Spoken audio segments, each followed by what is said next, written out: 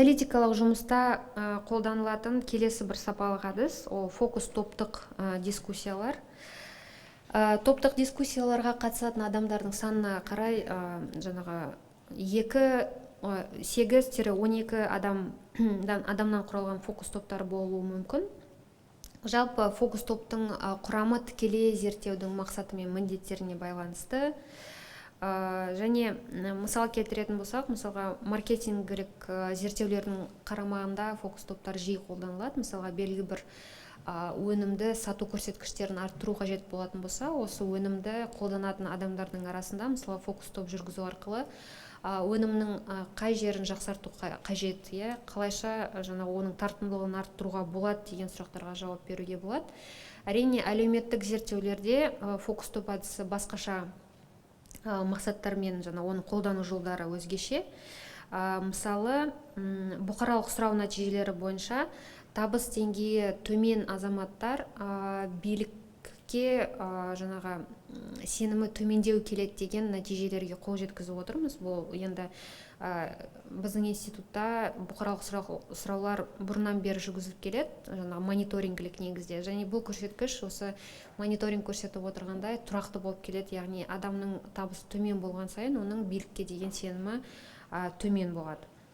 Бірақ осы сандық әдістерді қолдану арқылы неліктен осындай мысалға жағдай орын алатынын анықтау мүмкін емес. Сондықтан табысы төмен азаматтардан құралған фокус топты мысалға жинау арқылы біз осы сұраққа жауап беруге мысалға жол ашамыз.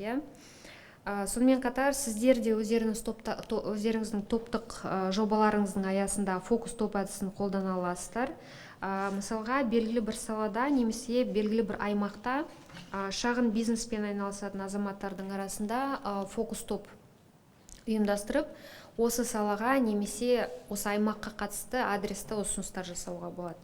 Сонымен қатар отандық өнім өндірушілерді қолдау шараларын анықтау үшін Қазақстан бойынша белгілі бір өнім өндірушілерді жинап фокус топтық дискуссиялардың сериясын өткізуге болады. Және осылайша мысалға белгілі бір отандық өнім өндіруде қандай шикізаттар жетіспейді, қандай логистикалық проблемалар бар. Мысалы, осы өнімді басқа аймақтарға тасымалдауда байланысты қандай проблемалар бар.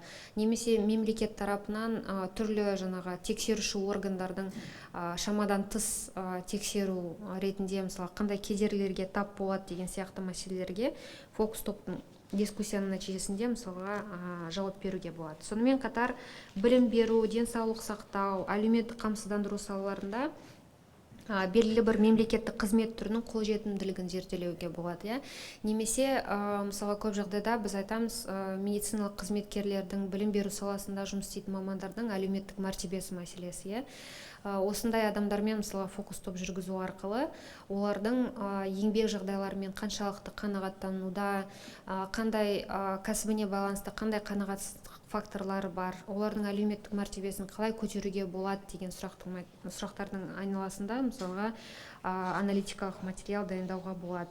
Немесе білім саласында мектептегі буллинг мәселесі өте жиі қазір көтерілуде.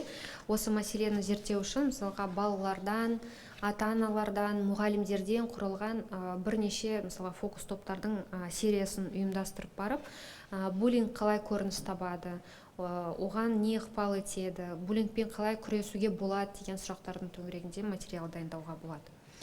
Енді фокус топтық дискуссияны жүргізген кезде ескеретін бір қатар жайттар бар. Ең алдымен фокус топ қатысушыларын анықтауда туыстарыңызды, дос-жарандарыңызды шақырудан бас тарту қажет. Себебі фокус топтың құрамы ол тікелей зерттеудің мақсаты мен міндеттеріне сәйкес болу керек. Неге десеңіз, егер фокус топтың дискуссияны жүргізуші модератор фокус топқа қатысушылармен туыстық қарым-қатынаста болып жататын болса, ол дискуссияның өрбуіне кері ықпалын тигізуі мүмкін. Сонымен қатар әлеуметтанушыларға кеңінен таныс кәсіби респонденттерден, яғни түрлі сауалнамаларға, фокус топтарға қатысу арқылы табыс табатын азаматтардан барынша алшақ болуға тырысу керек.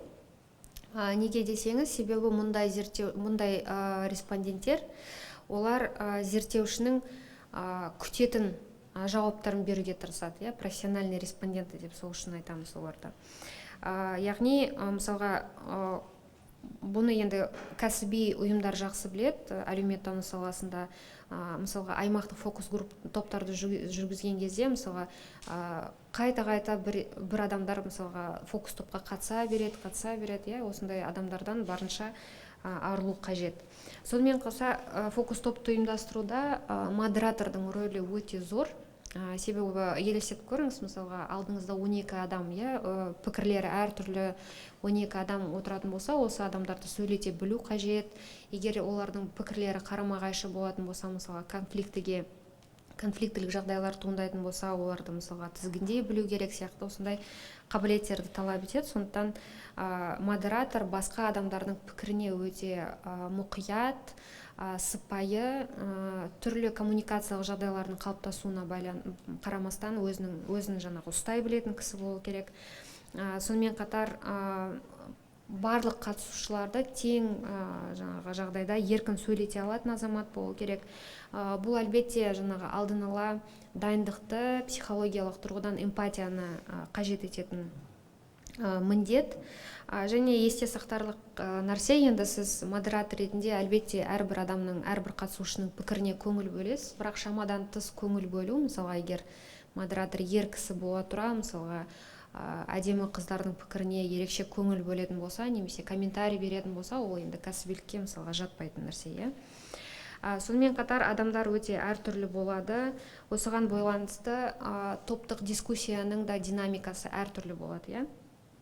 Мысалға, фокус топта дискуссия барысында өзінің пікірін басқаларға мойындатқысы келетін, немесе басқалардың пікірін тыңдағысы келмейтін азаматтар болады. Өте жиі кездеседі, біз оларды пікір көшбасшылары деп айтамыз. Бұл жағдайда модератордың рөлі енді еселене түседі, себебі мұндай адамдардың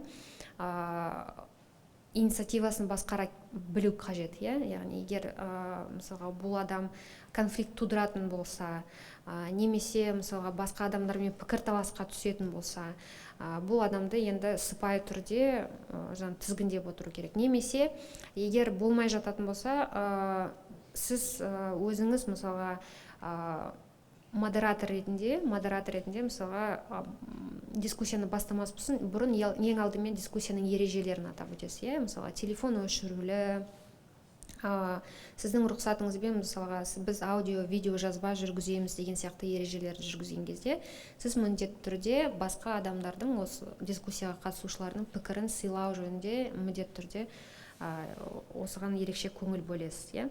Содан кейін топтық дискуссияда туындауы мүмкін келесі феномен үнсіздік спиралі деп айтамыз. Көпшілігіңізге танымал феномен шығар деп ойлаймын. Жалпы, мысалға, кейбір адамдардың пікірі көпшіліктен ерекше болады. Және де көпшілікте болған кезде, мысалға, фокус топта болған кезде, егер бұл азаматтың пікірі көпшіліктен ерекше болатын болса, ол оны жаңағы жеткізуге ұялады, немесе жеткізуден бас тартады. Осындай жағдайлар болуы мүмкін.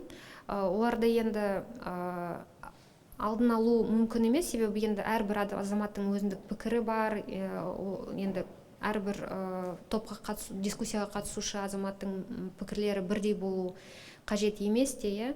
Бірақ енді мұндай азаматтарды сөйлету үшін модератор мысалға осы дискуссия барысында жеткізілген пікірлерден басқа пікірлердің бар екендігін айтуы мүмкін. Осылай мысалға үндемей отырған респонденттерге көмек ретінде, оларды ынталандыру жаңағы шарасы ретінде осындай тактика қолдануы мүмкін. Сонымен қатар фокус топтық дискуссиялар кейбір жағдайда өте ұзаққа созылады, 3-4 сағатқа дейін созылуы мүмкін. Сондықтан дискуссияға қатысатын адамдарды ынталандырудың шараларын қарастыру қажет. Көбінесе әлеуметтанушылар біз ақшалай мотивация қарастырамыз фокус топқа қатысушы азаматтар үшін. Сонымен қатар енді дискуссия барысында су, шай сияқты енді қолайлы жағдайлар жасалуы қажет. және де аудио дискуссия, жаңағы дискуссияны аудио видео жазбаға түсірмес бұрын міндетті түрде ақпараттанған жаңағы келісім алынады. Яғни кәдімгідей формуляр жасалып, әрбір қатысушы міндетті түрде өзінің қолын қойып шығу қажет. Фокус топ туралы айта кетерлік келесі аспект, ол оның өткізілу орны. Енді классикалық тұрғыда фокус топты өткізетін бөлме айнасы бар, басқа зерттеушілердің бақылауына мүмкіндік беретін айнасы бар бөлмеде өткізілу керек. Енді мұндай бөлмелер жоқтың қасы, сондықтан біз мысалға институтта фокус топты жүргізгенде аудио видео жазбаға рұқсат сұраймыз, және басқа зерттеушілерге бақылау мүмкіндігін сол видео трансляция арқылы мүмкіндік береміз. Басқа зерттеушілердің фокус топтық дискуссияға бақылауға не үшін шақыру қажет? Енді көп жағдайда біз мысалға институтта зерттеу жүргізгенде бір топ, яғни бір бөлім болып зерттеу жүргіземіз. Және бұл зерттеуді жүргізгенде мысалға сіз модератор ретінде кейбір жағдайлар өзіңіздің көзіңізге түспей қалуы мүмкін. Сіздің әріптестеріңіздің мысалға ол нәрселердің барлығын байқап отырады және тиісінше сізге хабарлап отырады. Содан кейін мысалға егер модератор кейбір сұрақтарды нақтылауды ұмытып жататын болса, сізге көмектесетін сіздің көмекшілеріңіз, зерттеу тобындағы басқа азаматтар сізге жаңағы кеңес беріп отыруы мүмкін. Осы мақсатта басқа зерттеушілерді жаңағы қатыстыру өте маңызды. Ендігі кезекте бүгінгі дәріс шеңберінде қарастыратын соңғы сапалық әдіс бұл құжаттарды талдау әдісі.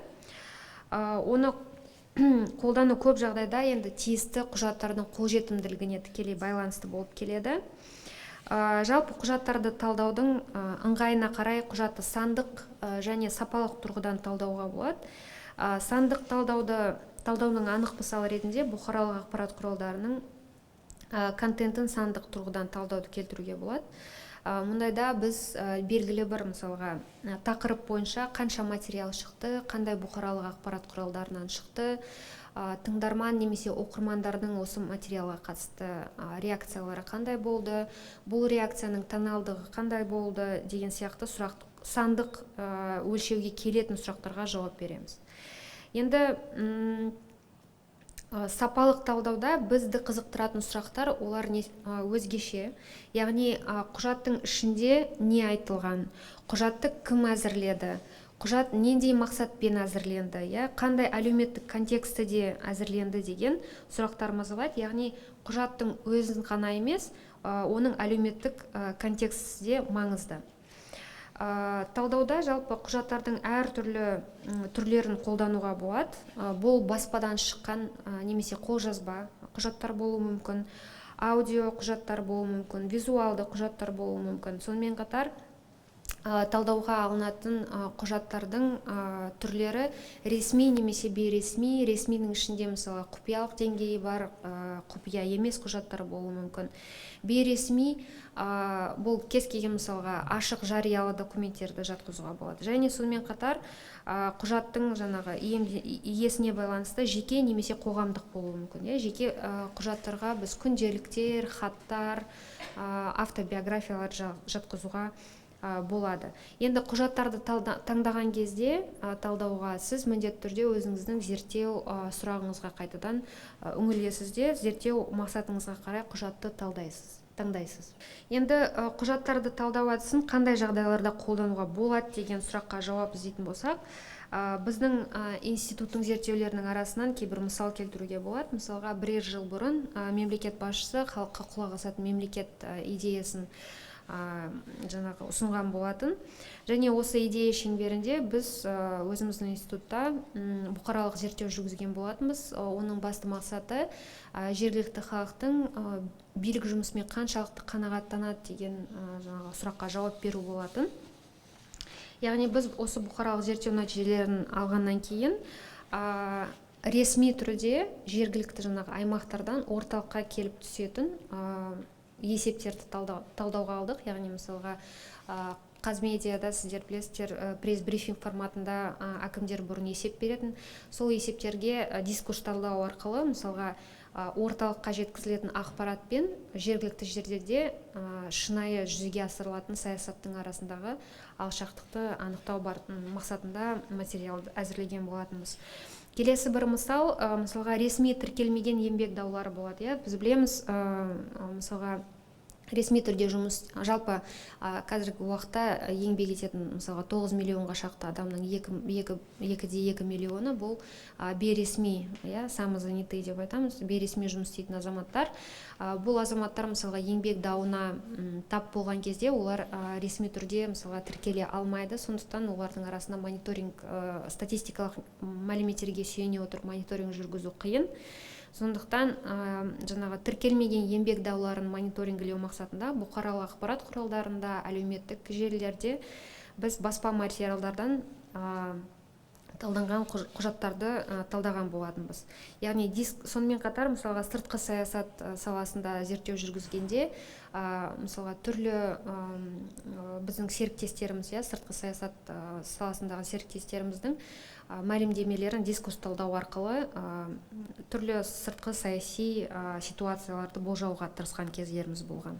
Енді осы мектеп аясындағы топтық жобаларда құжаттарды талдау әдісін қолдану перспективасы өте кең. Мысалы, шағын және орта бизнесті дамыту бойынша аналитикалық материалды әзірлеуде шағын және орта бизнес тарапынан түрлі инстанцияларға келіп түсетін, мысалға өтініштер немесе шағымдар, оларды құжат болып есептеледі. Оларды талдау арқылы мысалға жергілікті жерлерде, аймақтарда, өңірлерде шағын және орта бизнес субъектілері қандай кедергілерге тап болады деген сұраққа жауап беруге болады. Сонымен қатар мысалға жергілікті билік органдары, құзыретті органдар қаншалықты бұл өтініштер мен шағымдарға уақытылы жауап береді деген сияқты мәліметтерге жауап беруге болады. Сауда-саттық саласындағы жобаның шеңберінде мысалы тиісті құқықтық нормативтік құжаттарды талдау арқылы ол құжаттардың ішінде қандай бұғаулар бар, қандай әркелкі талқылау фактілері бар, және осындай фактілер сауда-саттық саясатын жүзеге асыруына қаншалықты негативті ықпал етіп отырғанын анықтауға болады, және осы тақырып төңірегінде аналитикалық құжат дайындауға болады. Сыртқы саясат пен аймақтық қауіпсіздік саласы бойынша мысалға тиісті елдердегі сыртқы мекемелер, сыртқы істер мекемелері мен шетелдік аналитикалық құрылымдар басшыларының жария мәлімдемелеріне дискурс талдау жасауға болады.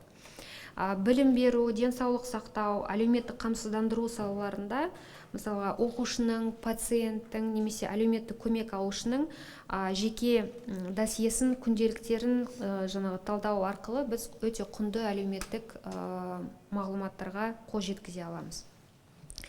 Құжаттармен жұмыс істегенде назар аударылатын аспектілерге тоқталатын болсақ, ең алдымен талдауға түсетін әрбір құжат оның шынайылығына көз жеткізу қажет.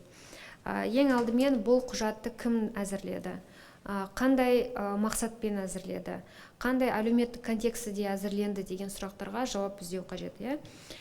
Сонымен қатар талдауға түсетін құжаттар зерттелетін әлеуметтік феноменді барынша зерттелетін әлеуметтік құбылыс бойынша барынша жан-жақты ақпарат беру керек. Мысалға, егер сіз сталиндік кезеңді зерттейтін болсаңыз, мәселен, тек қана ресми мысалға партиялық документтерге ғана сүйенбей, сонымен қатар мысалға сол кезеңде өмір сүрген немесе олардың ұрпақтарының жеке мысалға фотографияларын, естеліктерін және тағы басқа жеке құжаттарға мысалға көңіл аударуыңыз мүмкін. Сонымен қатар сол кездегі бұқаралық ақпарат құралдары, мысалға енді кеңестің ішінде және оның сыртында жарияланған тәуелсіз бұқаралық ақпарат құралдарына мысалға сүйенуге болады. Яғни ол не үшін қажет? Себебі кез келген құжаттың фальсификация нәтижесі болу, манипуляция нәтижесі болу қаупі бар. Кез келген құжаттың қандай деңгейде жазылған құжат болмасын, бұл құжаттың шынайылығына міндетті түрде күмән қою қажет. Енді тағы да айтып кететін нәрсе, кейбір құжаттарға қол жеткізу өте қиын. Олардың қатарында мысалға жеке құжаттар, ол хаттар, естеліктер, күнделіктер, адамдардың ең бір сондай бір классикалық мысалдардың бірі бұл Томас пен Знанецкийдің Америкаға көшіп барған Польша мигранттарының өмірлерін хаттар арқылы талдау.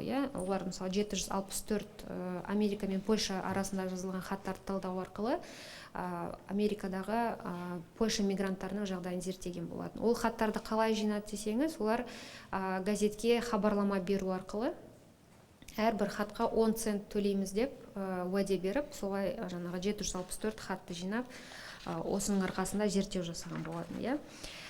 Және де ең бір маңызды нәрселердің бірі бұл ресми құжаттармен, әсіресе құпиялық құжаттармен жұмыс істегенде өте сақ болу қажет. Себебі құпиялық режим ол енді жайдан жай ойланып тапқан нәрсе емес. Егер мысалға құпиялық құжатқа негізделген аналитикалық материал ниеті енді теріс адамның қолына түсетін болса, оның қолданылу жаңағы арнасы мүлдем басқаша болуы мүмкін, және аналитик ретінде біз соған да жауап береміз. Сондықтан құпиялы документтермен жұмыс істеген кезде өте сақ болу керек. Енді мысалы менің білуімше сіздер ары қарай жаңағы топтық негізде жұмыс істейсіздер, және де мен 3 кейс әзірлеп әкелдім, яғни аталмыш әдістерді қалайша зерттеу дизайнына кіріктіруге болады деген сұрақтың төңірегінде. Мысалы бірінші кейс бұл шағын және орта бизнесті дамыту, өңірлік деңгейде дамыту және қолдау жобасы бойынша мысалға келесідей проблема бар. Шағын және орта бизнес секторы құрылымы жағынан дисбаланстар бар. Мысалға егер проценттік деңгеймен қалатын болсақ, көбінесе микро бизнес субъектілері басым болып келеді.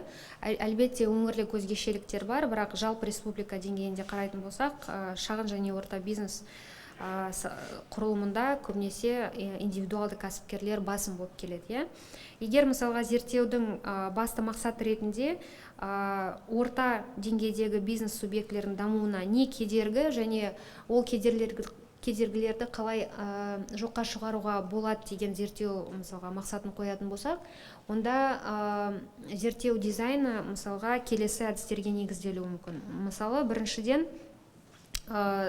жалпы шағын және орта бизнеске қатысты статистиканы талдап шығуға болады, және оның динамикасын көруге болады, өңірлік ерекшеліктерін қарастыруға болады, және жалпы жаңағы қазіргі уақыттағы жағдай қандай деген сұраққа жауап беруге болады. Немесе соңғы 20-30 жыл төңірегінде жағдай қалайша өзгерді деген сұраққа жауап беруге болады. Содан кейін мысалға фокус топтық дискуссия әдісін қолдана отырып, шағын және орта бизнес өкілдерінің мысалы сала бойынша немесе өңір бойынша өкілдерімен фокус топ жүргізу арқылы тиісті салада немесе тиісті өңірде қандай кедергілер бар екен деген сұраққа жауап беруге болады. Жаңағы құпия сатып алушы техникасын қолдану арқылы шағын және орта бизнес субъектілері мен мемлекеттік органдар арасында қарым-қатынас қаншалықты тиімді жүзеге асырып жатыр, қандай жаңағы қателіктерге жол беріліп жатыр деген сұраққа жауап беруге болады. Және де эмпирикалық материалдарды толықтай жинаған кезде интерпретациялау үшін мысалға мамандардың пікіріне жүгінуге болады, ол үшін тереңдетілген интервью жүргізуге болады. Келесі кейс мысалға білім беру, денсаулық сақтау саласына байланысты жобаларға келетін болсақ, келесідей проблеманың бар екенін байқауға болады. Мысалға біз айтамыз жаңағы денсаулық сақтау саласында алғашқы көмекке, яғни аурулардың профилактикасына өте көп көңіл бөлу керек, және алғашқы көмекті мысалға кадрлармен қамтамасыз ету саласында белгілі бір проблемалар бар. Мысалға жалпы практикадағы жалпылама тәжірибелік жаңағы терапевттердің медициналық кәсіптегі үлес салмағының төмен болуы, Қазақстанда 11%, ОСР елдерінде 32%-ға жетеді мысалға. Және зерттеу мақсаты ретінде осы кәсіпке келудің мысалға жаңағы осы медициналық кәсіпке неліктен адамдар сирек келеді, және оларды қалайша осы кәсіпке көбірек тартуға болады деген сұрақтардың төңірегінде аналитикалық материал дайындауға болады. Ол үшін мысалға зерттеу дизайны келесідей болуы мүмкін. Біріншіден, әлбетте статистикалық мәліметтерге сүйене отырып, жалпы алғашқы көмек саласы, медициналық көмек саласы қаншалықты кадрлармен қамтылған, қандай өңірлерде проблема ең өзекті, уақыт, яғни динамикада, соңғы динамикада қалай жағдай өзгерді деген сұрақтардың төңірегінде кабинеттік талдау жүргізуге болады. Содан кейін мысалға терапевттермен немесе көмекші персоналдармен фокус топ жүргізу арқылы осы кәсіпке келетін адамдардың еңбек жағдайлары қандай проблемаларға тап болады деген сұрақтарға жауап беруге болады. Немесе медициналық университеттерде алғашқы курс студенттерінің арасында фокус топ жүргізу арқылы неліктен олар жалпы тәжірибелік дәрігер мамандығы неге сирек талдайтынын, яғни профориентация олқылықтарын анықтауға болады. Сонымен қатар алғашқы медициналық көмек көрсету субъектілерінде халыққа қызмет көрсету процестері қалай ұйымдастырылады? Сіздер білесіздер, мысалы стандарт бойынша әрбір учаскелік терапевтіге 2200 адам келеді. Былай қарап отырғанда өте үлкен салмағы, нагрузкалары өте үлкен. Тиісінше бұл жұмыс қалайша ұйымдастырылып жатыр, адамдар қаншалықты қанағаттанып жатыр, қандай конфликтілік жағдайлар туындап жатыр деген сияқты сұрақтардың төңірегінде іштей бақылау жүргізуге болады.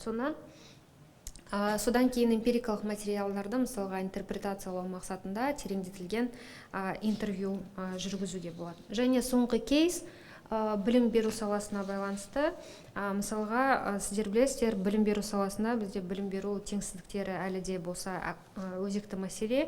Соның ішінде біз білеміз, ата-аналардың әлеуметтік экономикалық әл-ауқаты оқушылардың жаңағы академиялық үлгеріміне ықпал ету көрсеткіштері өте жоғары, бірақ айтып кеткендей, оған жаңағы әлеуметтік экономикалық факторға қарамастан академиялық үлгерімі жоғары студенттер бар, олардың пайызы 16%, Қазақстанда ОСР елдерінде 11%. Мысалға, зерттеу мақсаты ретінде осы резилиенттіктің факторларын анықтауға болады, және ол факторларды анықтағаннан кейін білім және тәрбиелік процеске ол факторлардың есебімен қандай өзгерістер енгізуге болады деген сұрақтың төңірегінде мысалға зерттеу жүргізуге болады. Оны да біз кабинеттік зерттеуден бастауымызға болады. Ең алдымен мысалға PISA зерттеулеріне көз жүгірту қажет. Содан кейін фокус топтық дискуссияларды мұғалімдермен жүргізу арқылы түрлі жаңағы резилиенттіктің факторларын анықтауға болады.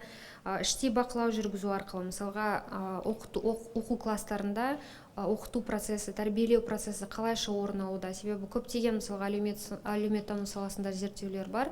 Оқушылардың оқу үлгеріміне олардың мұғаліммен коммуникациялары өте үлкен ықпал етеді. Яғни біз оқу процесін қалай ұйымдастырып жатырмыз деген сұраққа жауап беру үшін іштей бақылау жүргізуге болады. Сонымен қатар мысалға резилиенттіктің факторларын анықтау үшін оқушылармен, ата-аналармен тереңдетілген интервью жүргізуге болады, және тиісті сала мамандарымен жаңағы ұсыныстар мен интерпретациялық көмек, ұсыныстар жасау үшін және интерпретациялық көмек алу мақсатында мамандармен тереңдетілген интервью жүргізуге болады. Жалпы енді 1 сағат көлемінде сапалық әдістердің енді барлық түрлерін, олардың мазмұнын ашып көрсету өте қиын, және олардың жаңағы түрлі жобаларда қолданылу технологияларында жеткізу қиын. Сондықтан менің айтарым осы, егер сіздердің қосымша сұрақтарыңыз немесе түсінбей қалған жақтарыңыз болса, мен жауап беруге дайынмын. Тыңдап тұрмыз, Фарида. Мұсатаева Фарида, мәдениеттанушы. Жанна Каримовна, сізге дәріске үлкен рахмет. Мен өзімнің бақылауыммен бөліскім келеді. Мынау індет кезінде біз face-to-face әдісінен көбінесе электрондық әдіске көштік. Оның ішінде мысалы жаппай зерттеулерді жүргізген кезде біз Google формда опросникті жасадық. Одан кейін мынау сараптамалық немесе тереңдетілген сұхбат кезінде біз жаңағындай Zoom платформасында жүргізген болатынбыз. Сол кезде менің бақылауымша мынандай өзгерістерге тап болдық. Мысалы, қазақ менталитетінде мынандай нәрсе бар, біз барлығы жақсы, Құдайға шүкір деген сияқты. Сондықтан тереңдетілген сұхбат кезінде біз нақты, ашық, жауаптарды ала алмаймыз. Сондықтан мынау фокус группа жүрген кезде немесе тереңдетілген сұхбаттарды жүрген кезде біз жаңағындай екі түрлі әдісті қолдану керек деп ойлаймын. Соған көзқарасыңыз қандай? Және де жалпы респонденттердің мынау әлеуметтік зерттеулерге деген сенімділік деңгейін арттыру үшін қандай жұмыстар жүргізілу керек? Мемлекет тарапынан болсын. Рахмет. Сұрақтарыңызға рахмет. Шынымен де бақыт, адамдардың бақыт деңгейінің индексі деген индекс счастья, happiness индекс деген бар. Осы көп уақыттан бері Gallup International жаңағы зерттеулерінің негізінде жаңағы жасалып келетін индекс. Сол индекс бойынша Қазақстан бір жыл сайын ең бақытты елдердің қатарына кіріп отырады. Бір 5-10 елдің қатарындамыз. Әлеуметтанушылар арасында соңғы уақытта өте көп дискуссияға түсетін мәселе, мысалға әлеуметтік экономикалық ахуалдың нашар болуына қарамастан, ауылда тұрып мысалға негізгі инфраструктураға қол жеткізе алуына қарамастан адамдар өздерін бақытты сезінеді, немесе әлеуметтік оптимизм деген көрсеткіш бар. Мысалға бұқаралық сұрау нәтижесінде барысында біз сұрақ қоямыз, мысалы сіз қалай ойлайсыз, 1 жылдан кейін, 2 жылдан кейін сіз қалай жақсы өмір сүресіз, жақсы өмір сүресіз ба, нашар өмір сүресіз ба? Көп жағдайда мен жақсы өмір сүремін, шүкір бәрі жақсы, болашақта да бәрі жақсы бола бермек деген сұрақтар өте жиі кездеседі. Ол шынымен де зерттеуді талап ететін әлеуметтік контекстілік мәселе, феномен деп айтуға болады. Оны да біз де оны байқаймыз. Енді сіздің айтқаныңызбен мен толықтай келісем. Сол үшін лекцияның барысында мен триангуляция принципі туралы айтып кеттім. Кез келген әдістің өзінің оң және теріс жақтары болады. Сондықтан өзінің жаңағы олқылықтарын бір-бірін жаңағы жауып отыру үшін әртүрлі әдістерге негізделуге тырысу керек. Сандық әдістер міндетті түрде бұқаралық сұрау әдістері болмауы мүмкін. Мысалға, егер сіз үлкен мәліметтер базасын жасаңыз, кез келген статистикалық мәліметтерге негізделе отырып, немесе мысалға мен өзімнің диссертациямда математиктердің санын есептеу үшін библиотекада да мысалы диссертациялардың картотекасынан негізделген база мысалы жасадым. Оны да сандық әдістердің түріне жатқызуға болады. Яғни сандық сапалық әдістерді мүмкіндігіне қарай толықтырып отыру керек. Сондан мысалға сіздің жобалық жұмыстарыңыздың негізінде егер сізде бұқаралық сұрау жүргізуге мүмкіндік болмаса, онда қазіргі күнде бар зерттеулерге негізделіп, оларды қайтадан реинтерпретациядан өткізуге болады. Енді жаңағы интервьюге қатысты келетін болсақ, мен келісем де келіспеймін де деуге болады. Себебі енді біріншіден салыстырмалы түрде айтатын болсақ, интервьюердің енді өзінің кәсібилігіне өте көп байланысты, қаншалықты ол информантты сөйлете алатыны. Содан кейін бізде енді қазақтар арасында ондай бір жабықтау қасиет бар шығар. Біз енді отбасында болып жатқан нәрселерді, немесе бір жеке деликатты мәселелерді ашық бөтен кісілерге мысалға айта бермейміз. Ол да бар енді әлеуметтік контекстілік фактор ретінде. Енді біз әлеуметтанушылар тек қана адамның жалпы адамның өзінің өміріне қатысты рефлексиясы маңызды. Мысалға, ол өзінің өмірі туралы не ойлайды, билікке мысалға сене ма, сенбей ма, оның факторлары қандай деген сияқты мәселенің төңірегінде. Бірақ әлеуметтанушы ол тек қана жаңағы информанттың жеке интерпретациясына емес, өзінің жеке интерпретацияға зерттеуші ретіндегі интерпретациясына да сүйенеді. Яғни біз информанттың айтып отырғанын толықтай шындық деп қабылдамаймыз. Біз оны интерпретативті мән алу үшін қабылдаймыз.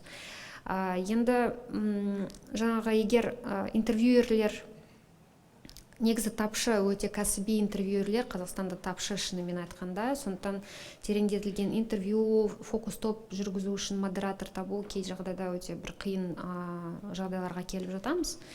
Сондықтан енді бұл жерде кәсібилену қажет. Мысалы, бірінші интервью өтпей қалуы мүмкін, адам информант ашылмай қалуы мүмкін. Бірақ түңілмеу қажет, қайта сол мәселеге қайтып келу керек.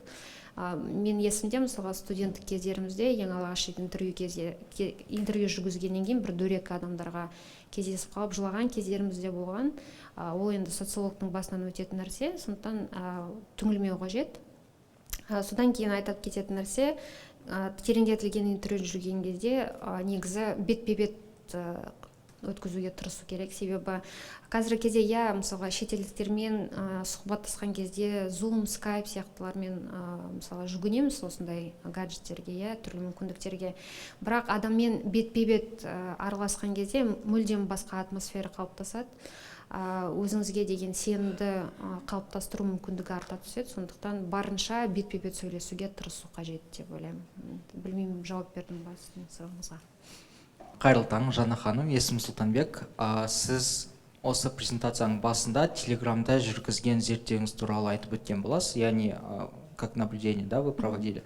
Сол зерттеу барысында алған инсайттарыңызбен бөлісе аласыз ба? То есть не то, что мы сами наблюдаем, да, это динамика развития релокации и часто повторяемые задаваемые вопросы, а то, что мы получили, то, что вы получили, исследовали, какие инсайты получили. Рахмет. Я на самом деле до сих пор пребываю в телеграм-канале, в нескольких каналах по вопросам релокации. Просто такой интерес исследовательский. И вопросов на самом деле много. Вообще материал писался на тему того, что как мы можем использовать вот этот феномен релокации, да, на пользу казахстанского рынка труда. То есть мы знаем, что в отдельных секторах отмечается дефицит кадров, и вопрос был о том, насколько мы можем использовать кадровые возможности вот этого миграционного потока в позитивном русле. Да? Это был основной исследовательский вопрос в рамках исследования в КИСИ, но на самом деле очень много было интересных моментов. Во-первых, значит, во многих сайтах по релокации все время циркулировал какой-то такой вот такая памятка своего рода, да, что в Казахстане говорят на казахском языке, что вот, ну, то есть какие-то такие вот интересные моменты, то есть вот как бы своего рода памятка для иностранца, который пребывает в Казахстане, как необходимо себя вести, какие есть какие-то там правила, нормы и так далее.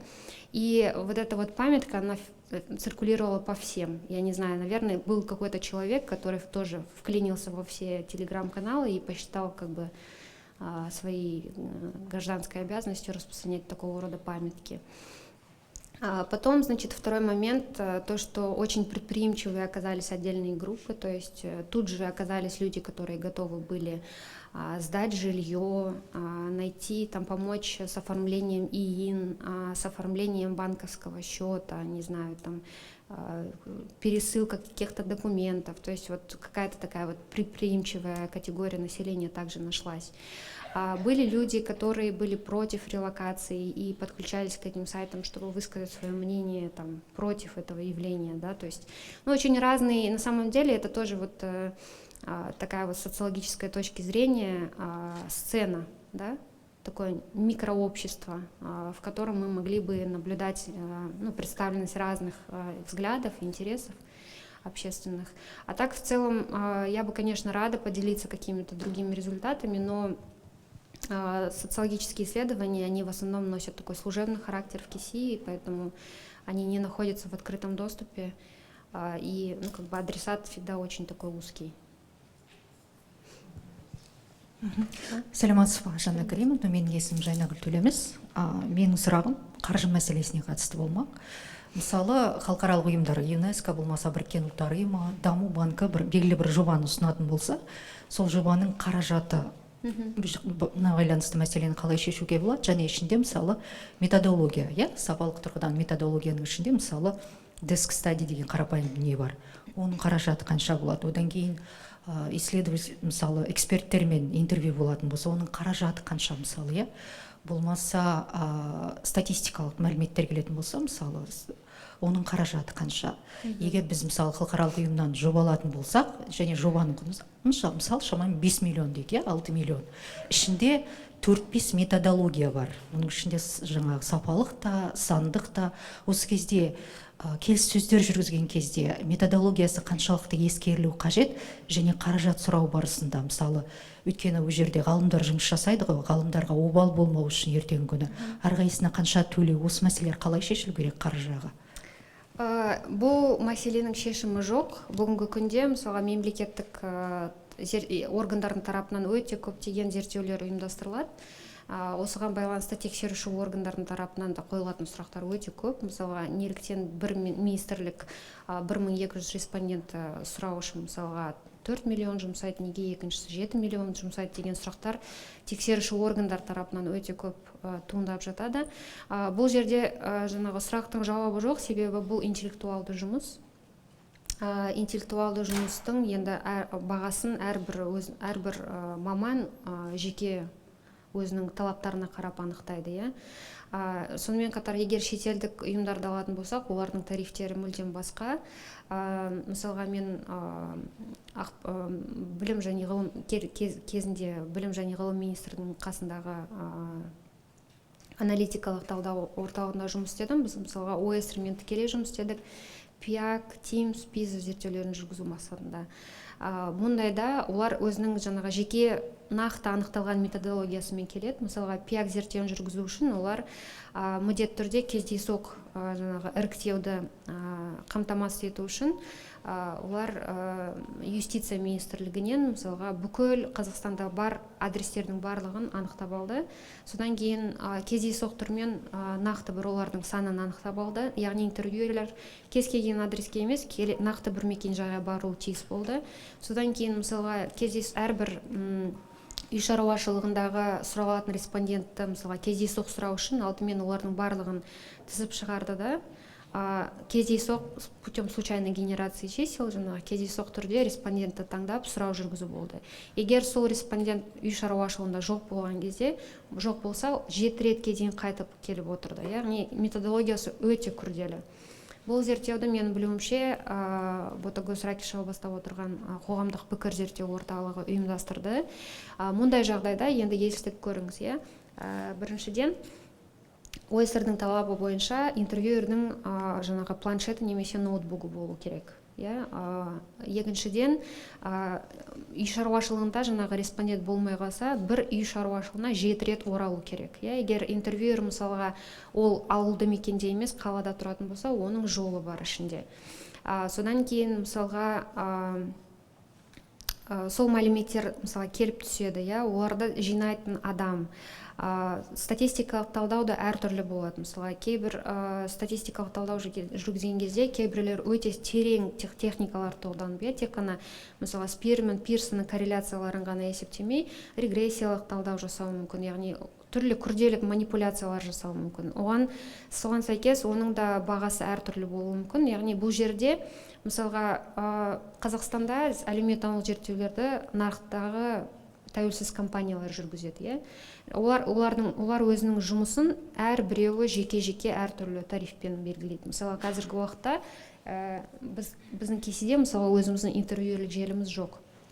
Біз далалық кезеңді мысалға мемлекеттік сатып алу арқылы, компанияларды анықтау арқылы мысалы жүргіземіз. Сондай кезде мысалға бізде қанша қаражат бар, сол қаражаттың төңірегінде компаниялармен шарт құрысуға тырысамыз. Енді кейбір компаниялар мысалға біз ұсынған баға оларды қанағаттандырмайды, тиісінше олар қатыспайды. Сондықтан бұл жерде енді нарық жағынан сондай талпыныс болды. Біз мысалға тырыстық бір реттері Қазақстан бойынша ортақ тарифтерді анықтауға. Бірақ нарықта жұмыс істейтін компаниялар оған қарсы. Өйткені бағалар нарықпен анықталуы тиіс деген оймен. Әлмира. Сәлеметсіз бе, Жанна ханым? Осындай біздің бүгінгі сабағыңызға келіп, бізге дәріс жүргізіп, тренинг жүргізіп, соны рахмет айтам. Менің сұрағым, негізі 2 сұрақ қойғым келеді сізге. 2 сұрақ бір-бірімен байланысты. Бірінші сұрағым енді барлығына белгілі болғандай, Қазақстанның көп саласын тежеп тұрған, дамуын тежеп тұрған мәселе ол жемқорлық саласы болып табылады. Жемқорлық мәселесі. Сол жемқорлыққа байланысты Қазақстан халықаралық рейтингтер бойынша шамамен 180 мемлекет, зерттеген 180 мемлекеттердің ішіне шамамен ортаңғы қатарларды алып тұр.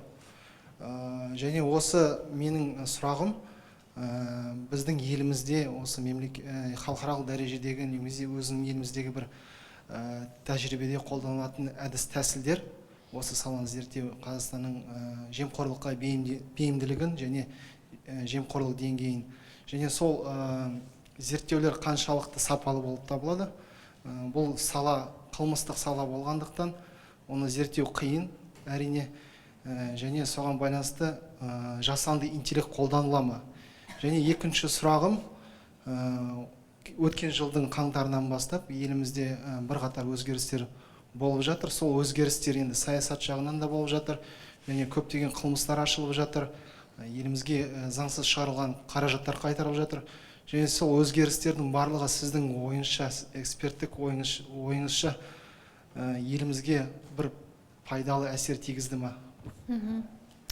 Сұрағыңызға рахмет. Мен өкінішке орай жемқорлық саласы маманы емеспін, сондықтан енді толыққанды жауап бере алмайтын шығармын сіздің сұрақтарыңызға. Енді зерттеуге байланысты келетін болсақ, бізде жыл сайын, мен білуімше, құзыретті орган тарапынан бұқаралық сұрау жүргізіледі. Қаншалықты олардың іріктемесін білмедім шынында. Соңғы жылдары 4000 айналасында болған сияқты еді. Жалпы технологиялар енді өзгермей келеді деуге болады, себебі мысалға ең алдымен қаншалықты жемқорлық таралған, яғни қаншалықты жиі адамдар жаңағы пара беріп отырады, вовлеченность в коррупцию деген ұғым бар, индикатор бар. Содан кейін қандай салада көп жағдайда жемқорлыққа тап болады, қандай қызмет көрсетулер барасында, мысалы білім беру саласында ма, денсаулық сақтау саласында ма, немесе жаңағы полицияның қызметіне байланысты салада ма деген сияқты мониторингілер жыл сайын болып отырады. Мұндай мониторингтің өзінің болуы өте дұрыс, орынды деп есептеймін. Әлбетте, кез келген мемлекеттік орган сияқты олар мемлекеттік сатып алу арқылы жүргізеді зерттеуін. Ол үлкен бір проблема әлеуметтанулық зерттеулер жүргізу саласында негізі. Себебі мониторингілік зерттеулерді жүргізгенде әдістемені сақтау өте маңызды. Оны бұлжытпай жылдан жылға бір әдістемемен жұмыс істеу өте маңызды. Алайда мысалға мемлекеттік сатып алу негізінде әртүрлі компаниялар ұтып алатын болса, ішінде әдістеме не дегенмен өзгеріп отырады. Сондықтан олардың нәтижелерін салыстыру мүмкіндігі қиындай түседі. Енді бұл зерттеулерге қаншалықты сенуге болады деп айту, енді әрбір зерттеу бойынша жеке-жеке пікір қалыптастыру керек шығар. Себебі енді жалпы әлеуметтану тұрғысынан қарағанда, негізі мысалға егер әдістеме кездейсоқ іріктемеге негізделетін болса, іріктеу көлемі ұлғайған сайын статистикалық жаңағы ауытқушылық төмендей түседі. Бірақ бізде көбінесе кездейсоқ іріктеуге негізделген методология сирек қолданады, көбінесе квота бойынша жүреміз біз. Квоталық әдісті қолданған кезде статистикалық ауытқушылық әлдеқайда жоғары болып келеді. Енді әрбір зерттеуге жеке-жеке қарау керек, қаншалықты оның нәтижесіне сенуге болады ма жоқ па деген кезде. Содан кейін енді менің білуімше ол да бір келесі проблема. Кез келген мемлекеттік органның өзінің стратегиялық жоспары болады.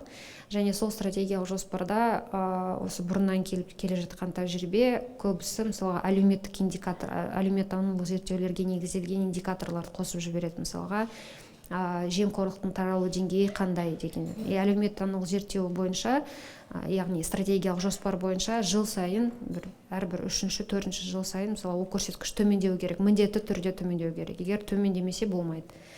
Тиісінше жаңағы конфликт интересов деп айтамыз ғой, яғни зерттеуді жаңағы ұйымдастыратын мемлекеттік орган мен жаңағы зерттеуді нақты жүргізетін адамның арасында егер мысалға жемқорлық деңгейі күрт өсіп кететін болса, онда мемлекеттік орган ондай нәтижелерді қабылдамауы мүмкін, немесе манипуляцияға баруы мүмкін деген сияқты жағдайлар. Енді қаншалықты қабылданып жатқан жаңағы шаралар тиімді деп айта алмаймын. Өкінішке орай мұндай мәселе төңірегінде жобаларым болған емес. Бірақ енді шаралардың болмағанынан болғаны артық деп есептеймін, енді солай деп жауап берейін.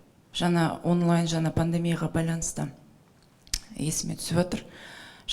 Бір тенденция байқалады соңғы кездерде, жаңағы выборочная совокупность бар ғой, іріктеу жиынтығына келген кезде қаражатқа негіздеп, мысалы сауалнама болса, опрос жартысын face to face алып, жартысын жаңа онлайн алу. Бұның бәрін жаңағы қаражатқа негізеп осылай обосновать етіп жатыр. Сол байқалады осы тенденция. Сіздің көз қарасыңыз қандай? Сол қызық болып тұр. Рахмет. Енді шынымен де қаржы, уақыт ресурстары өте көп ықпал етеді жаңағы әдістің оптимизациясына. Мен негізі әрбір жағдайға, әрбір зерттеуге жеке қарау керек деп айтамын. Енді қатал түрде қарайтын болсақ, әлбетте салыстыруға келмейді деп ойлаймын, себебі техникасы әртүрлі. Бірақ енді пандемияның жағдайында көп зерттеушілер мұндай дизайнге сүйенді. Енді осыған байланысты жалпы пандемия әлеуметтанудың методологиясына өте көп әсер етеді деп ойлаймын, өйткені өте көп дискуссиялар туындап жатыр осыған байланысты. Енді мүлдем қаражат болмайтын жағдай болса, енді бәлкім мысалға Skype немесе WhatsApp немесе онлайн жүргізетін енді интервьюдің ұзақтығын ұзартып барып, немесе бірнеше мәрте қайтып келу арқылы мүмкін жаңағы олардың тепе-теңдігін сақтап қалу мақсатында сондай техника қолданар едім мысалға. Өйткені интервью face-to-face жүргізгенде сіз мысалға адамның, егер мысалы үй шаруашылығына баратын болсақ, біз оның кәдімгідей күнделікті өмірін көреміз, қандай үйде тұрып жатыр, оның жалпы психологиялық жағдайы қандай деген сияқты. Онлайн жүргізгенде енді өзіміздің әдетіміз ғой, жақсы киініп, жақсы көңіл күйде, белгілі бір уақытта, ойымызды жинақтап деген сияқты. Кішкене техникаға бәрібір әсер етеді енді. Мүмкіндік жоқ болса, енді сондай жағдайға жүгінуге болады. Бірақ міндетті түрде оны әдістемеде көрсету қажет енді. Мысалы, интервьюлардың мынандай бөлігі онлайн, мынандай бөлігі интервью face-to-face форматында өткізілді деп. Ең алдымен бүгінгі сандық сапалық әдістер туралы жасаған пайдалы баяндамаңыз үшін үлкен рахмет. Менің есім Идаятулла, білім саласындағы докторантпын. Жалпы мынау осы ғылыми немесе талдау жұмыстарын жасаған кезде көбінесе осы теориялық тұрғыда ақпараттар аз екенін мен өзім байқаймын. Сондықтан көбінесе шетелдік ағылшын тіліндегі ресурстарға сүйенеміз. Сіздің ойыңызша осы біздің елімізде қазақ тілінде және немесе орыс тілінде жазылған сапалы осы тақырыпқа арналған кітаптар бар ма? Қандай кітаптарды ұсына аласыз? Және сіз өздеріңізде, сіз өзіңіз немесе мектебіңіз осындай талдау жұмысы барысында қандай теориялық базаларға немесе кітаптарға негізделіп жұмыстарыңызды жалғастырасыздар? Рахмет. Рахмет сұрағыңызға. Шынымен де мұндай проблема бар. Енді мен қандай әлеуметтік теорияларға сүйенем дегенде, ол тікелей енді зерттеу объектісіне байланысты. Жалпы әлеуметтану ғылым ретінде енді Кеңес одағында жоқ болды. Содан кейін мысалға Қазақстан тәуелсіздік алғаннан кейін дамыған кезде көбінесе социологияны, әлеуметтануды енді институционализациясына үлес қосқан азаматтардың арасында көбінесе философтар болды. Енді жалпы кеңестік кезеңдегі білім беру саласына дедуктивті логика өте басым болды. Және әлі күнге дейін осы бір әлеуметтану дамуының бір алғашқы 20 жылдарында бізде структурализм, институционализм сияқты сондай бір дедуктивті логика өте көп басым болып келді.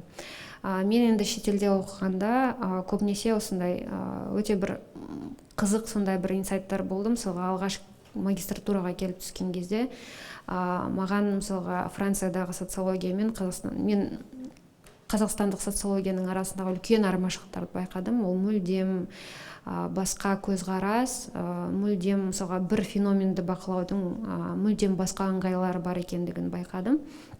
Және де мен мысалға тәлім алған центр Макса Вебера деп аталады. Макс Вебер өте белгілі социолог. Сол социологтың жаңағы енді идеологиясы, тәлімдері, жаңағы ілімдері негізінде индуктивті логика басым, яғни тек қана индивидке сырттан келіп түсетін факторлар ғана емес, сонымен қатар индивидтің сол факторларға байланысты ойының арақатынасы ретінде интерактивті жаңағы интеракция негізінде. Сондықтан енді менің өзімнің жұмысымда көбінесе енді шетелдік жұмыстарға көбінесе сілтеме жасаймын. Неліктен? Себебі біздің қазақстандық мысалы ғалымдардың арасында жаңағы макро деңгейдегі зерттеулер басым. Бізде көбінесе мысалы әлеуметтік феномендерді зерттеуде негізі 3 деңгей бар деп айтады әлеуметтануда: макро, мезо және микро. Бізде көбінесе макро басым, яғни отбасы институты индивидке қалай ықпал етеді, мектеп қалай ықпал етеді. Бұндай логикамен қарағанда индивид өзінің бір рационалдығы жоқ сияқты болып көрінеді.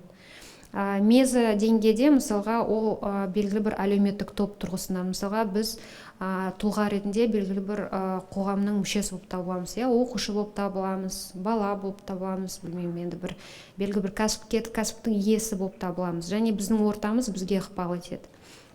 Және микро деңгейде біз енді әрбір адамның, әрбір актор деп айтамыз, бұл кезде рационалдығы, мысалға мен өзімді кім деп қабылдаймын, мен басқаларға қатысты не ойлаймын, яғни менің өзімнің индивидуалды стратегиям ол тікелей маған байланысты, яғни менің тікелей өзімнің жаңағы іс-қимылдарымды түсіндіреді деген логикамен. Сондықтан мысалға макро деңгейді зерттегенде мен міндетті түрде өзіміздің қазақстандық көптеген зерттеушілерді атап өтемін. Мысалға біздің Астанадағы кафедрадағы жұмыс істейтін азаматтар, Алматыда мысалға философтардан бастап Аженов, Бейкенов, мысалға сол кісілердің еңбектерін оқып көрсеңіздер, кез келген әлеуметтік феноменге білім беру саласы болсында міндетті түрде сіз макро көзқарасты таба аласыз. Микро көзқарас енді ғана келе жатқан тренд. Бұл туралы қазір еңбектерді Қазақстан деңгейде табу өте қиын деп ойлаймын. Сонымен қатар енді келесі аспект бұл гендерлік аспект. Гендерлік аспектіде мысалға мен жеке басым Шакированың жұмысына өте көп сүйенемін. Жалпы сапалық әдістерді қолданғанда біз типология әдісіне көп сүйенеміз ғой. Сонда мысалға мен математика әйелдер мен ер кісілердің траекторияларын талдаған кезде түрлі мысалға кезеңдерде өмір сүрген әйелдердің типологиясын жасап шығардым. Мысалға кеңес одағында, транзиттік кезеңде, қазіргі заманға әйел адамдар, яғни гендерлік жүйе қандай болды деген тақырыптарда. Осыған ұқсас мысалға зерттеулер Ники Лефевр деген Швейцариядағы зерттеуші бар да, мысалға Светлана Шакирова сияқты қазақстандық зерттеуші бар. Олардың әдістері бір, бірақ мысалға Ники Лефевр егер батыс Европа елдеріне қатысты типология жасайтын болса, Шакирова мысалы Қазақстанға қатысты типология жасайды. Жалпы енді екі жақтан да зерттеу, екі жақты да оқып жүру өте маңызды. Бірақ енді тек қана батыстық технологиялары бізге қатысты жақсы жұмыс істейді, олардың теорияларын біздің контекстте жақсы жұмыс істейді деп те ойлау қателік, себебі ең қазіргі уақытта өте бір үлкен жаңағы сұранысқа еніп жатқан постколониалдық, деколониалдық мысалға теорияларға келетін болсақ, оларда мүлдем басқа әлеуметтік реалдық, біздікі енді мүлдем басқа. Сондықтан басқа теорияларда келіп біздің әлеуметтік шындықты зерттеу қолдан келе бермейді деген кезде. Бұл енді зерттеушінің оптикасы. Осыны есте сақтап отырып зерттеу жүргізсеңіз, онда адаспайсыз деп ойлаймын.